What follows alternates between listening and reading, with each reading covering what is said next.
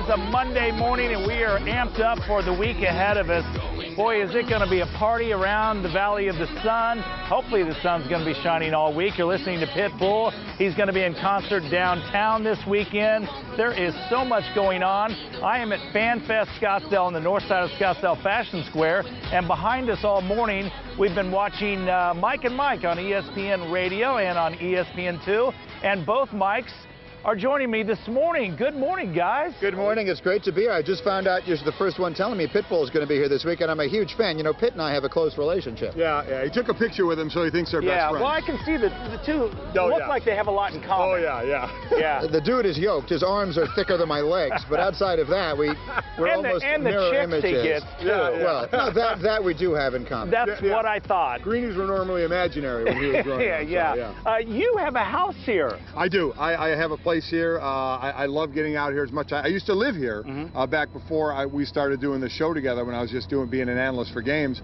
I lived here back in the mid-'90s, and but we just recently got a place just to come here whenever we can. And whenever I'm done with all this media nonsense, I'll be out here for good. And it has not, believe me, not been lost on anyone that the enormous growth and explosion in popularity and in success of the Valley has taken place since Golic left. I think there's nothing coincidental about that whatsoever. It only makes sense, right? Clearly. I love the way you guys got a great relationship on the show. You picking on him because he's never done sports. Right. You making fun of him for having his dogs lick his plates clean when his wife's out of town. I mean, he's a pretty easy guy to pick on. Well, we're very much like an old married couple in that we bicker often and we're seldom intimate. Yeah. So in those two ways, we're very much like an old married couple. Keep it that way, I think, for sure. So can we just talk about this whole deflate gate? I bought a ball this weekend. I think it's 12.5 pounds. I know. 12.8. 12.8. Okay. 12.8. See, it takes a former baller to know that.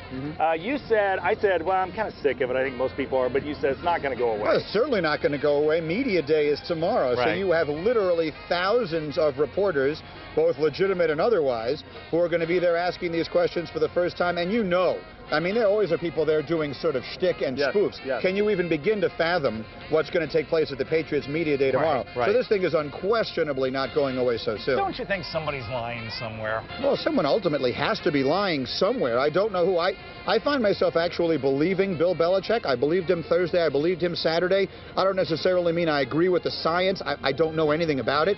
I do believe that he believes he didn't do anything wrong. Whether someone else did or not, I suppose we'll have to wait for the investigation.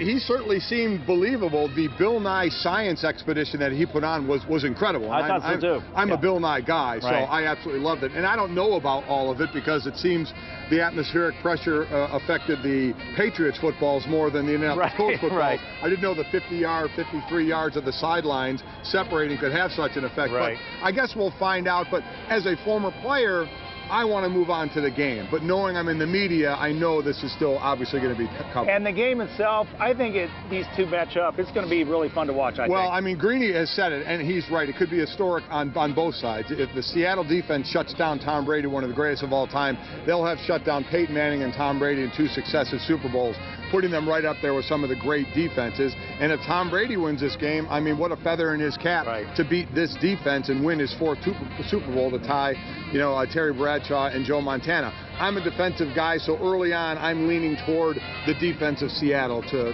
take care of this. I am too, and I have to believe that as great a coach as Belichick is and as great a quarterback as Brady is, I think that this whole deflate gate, or we're calling it on our show, #shrinkage, as far as I'm I have to believe. I like that. I have to believe that it will have some effect on them. I mean, Belichick just said he spent most of last week dealing with these science experiments rather than dealing with Richard Sherman and Earl Thomas and Cam Chancellor and all of those guys. So I also am leaning towards Seattle.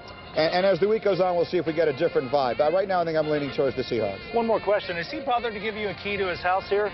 No, most certainly not. He hasn't given me a key to anything. And I certainly don't want one. No, I plan on spending a lot of time. My brother went to ASU, so I spent a lot of time in Tempe back in the day. I watched a lot of football at a sports bar called McDuffie's once upon a time. I've been there a time or two. But it's been a long time. But I enjoyed the wings, so I might be back. Let me just say, I told you where I live specifically. I haven't told him that. He lives in Tucson. Yeah. Drive away. It's 2 hours that way. Top of that mountain over there, Camelback. Yeah. Now, that's a tough climb. I don't think you'll get up there. Oh, you kidding? I could do that in 10, 15 minutes, no that's problem. what I thought. Guys, thank you. We enjoy your show.